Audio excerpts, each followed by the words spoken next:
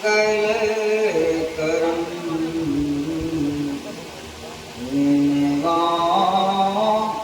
बारंबार ज्ञान उदय अरु ज्ञान घन सतगुरु शंकर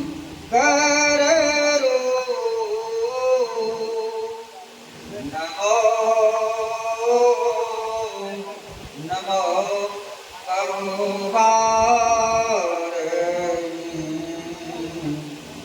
सकल सुपूजन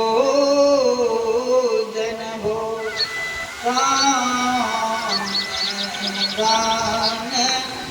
सद गुरु सुखद महिमा कही न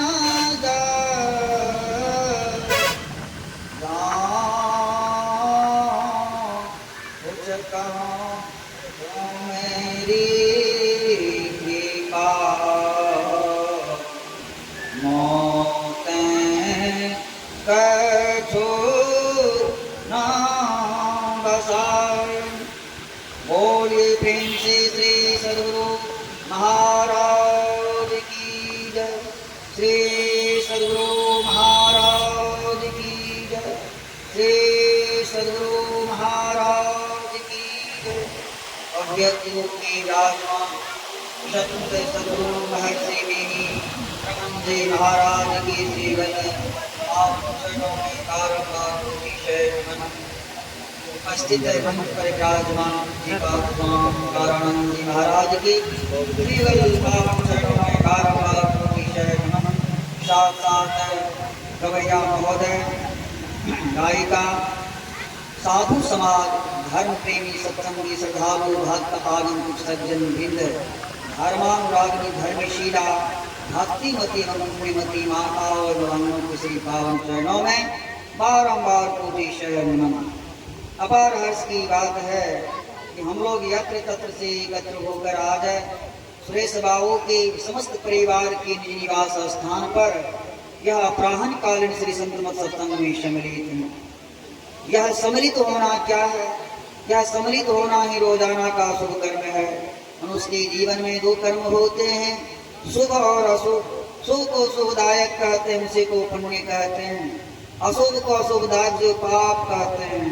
पाप और पुण्य इसी शरीर में भोगने पड़ते हैं, इसी जीवन में भोगने पड़ते हैं। सुख दुख को भोगना पड़ता है, क्योंकि जब से आए हैं हम लोग और जब जाएंगे तब जो है शरीर को भोगना पड़ेगा, बारंबार भोगना पड़ता है। सुख दुख को भोगते हैं, क्योंकि हम संसार जो है कर्म क्षेत्र है। अभी हम लोग साधुओं की टोली में बैठे हुए हैं, संत समाज में बैठे हुए हैं। संत सरोवर गम चला ताही पखारे अंग, जो देहिया निर्मल भय साधु की सत्संग। कहते हैं यह चलता फिरता तीर्थराज प्रयाग जो है मुद मंगलमय संत समाजो, जो जगदंगम तीर्थ राज। इसमें जो है गंगा यमुना सरस्वती की धारा में हम लोग अवगाहन कर रहे हैं, स्नान कर रहे हैं। मज्जन फल देखिए तत्काला, ताक हो ही पिक पकऊ मरा। सत्संग की महिमा छिपी हुई नहीं है। काला कौवा भी कोयल हो जाते हैं, कटुवादी मधुभाषी हो जाते हैं। सत्संग पाकर के लोग सुधर जाते हैं। सठ सुधर ही सत्संगति पाई, अज्ञान से अज्ञान आदमी भी सज्जन के संग में जो है सज्जनता के गुण आ जाते हैं, सुधर जाते हैं। इसलिए कहते हैं सबका संग कीजिए, सबका संग कीजिएगा तो जीवन का निर्वाण होगा, निर्वाण भी होगा और जीवन मंगलमय प्रदायक बना रहेगा। इसके लिए कहते हैं सज्जनों की संगति कीजिए, आध्यात्मिक पाठशाला में जाइए, अधिक और आत्म बराबर होता आध्यात्मिक। हम लोग इस पाठशाला में बैठे हुए हैं, आध्यात्मिक पाठशाला में बैठे हुए हैं। आध्यात्मिक पाठशाला का क्या मतलब है? आत्मा की उन्नति की शास्त्र से ज्ञान हो, इस पुस्तक से ज्ञान हो, आत्मा की उन्नति, इसको क्या कहता है? आध्यात्मिक पाठशाला कहते हैं। भौतिक पाठशाला इस शास्त्र से भौतिक जो है का ज्ञान हो, संसार में रहने की कला का ज्ञान हो, वह भौतिक पाठशाला है। इस तरह से देखते हैं हम लोग अभिभावक लोग जो है अपने बाल बच्चे को पाठशाला भेजते हैं, वह कैसा पाठशाला है? तो भौतिक पाठशाला है, आध्यात्मिक पाठशाला है। आध्यात्मिक पाठशाला की तो परलोक में जाने का ऐसे भी है, जो है ना आत्मा की जो उद्गति जो है का एग्जाम सिखाता है। कहने का तात्पर्य है, इसके लिए हम लोगों को कहते हैं नित्य प्रसन्न कर ले प्यारा, तेरा कार सरे सारा, सार कार्य को निर्णय करके घर चेतन धारा, घर चेतन धारा पिंड के पारा, समद्वारे का ज्योति जगदावै अति सुख पावै, शब्द सहारे का लख बिंदु नाद तहाँ त्रय बंदे के सुनो सुनो में ही ब्रह्मनाद का धरो सहारा आपन तन में। नित्य सत्संग कार्य करने के लिए त्रैकाल संध्या वंदना करते, सुबह शाम दोपहर। नित्य मतलब हम नित्य हमेशा उठते बैठते सोते जागते करते रहिए, हमेशा जो है परमात्मा का सुमरन भजन ध्यान कीजिए।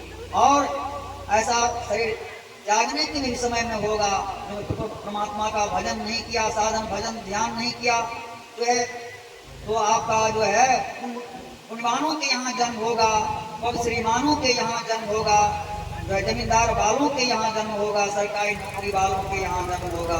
अभी साहब का उक्ति आया है, भक्ति बीज बिन से नहीं, जौ जुग जाए अनंत, ऊंच नीच घर जन्म ले तो संति सम।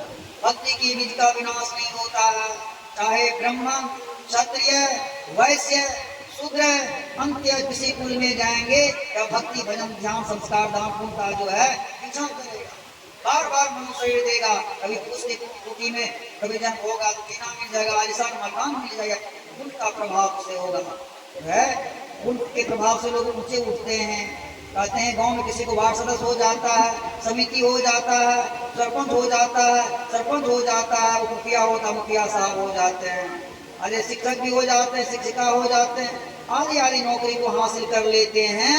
यह जो है पाठन के माध्यम से करते हैं। जब तक हम लोग के अंदर में वह चेतन की जागृति नहीं होगी तब तक कल्याण नहीं होगा। जड़ में जब तक हम लोग रहेंगे, अज्ञान में रहेंगे, तब अज्ञान का ज्ञान होगा। अगर हम लोग चेतन में रहेंगे तो सही ज्ञान होगा, परमात्मा का ज्ञान होगा। जो है ना सत्य को समझेंगे, असत को समझेंगे, तो कहेंगे कि सयाना है।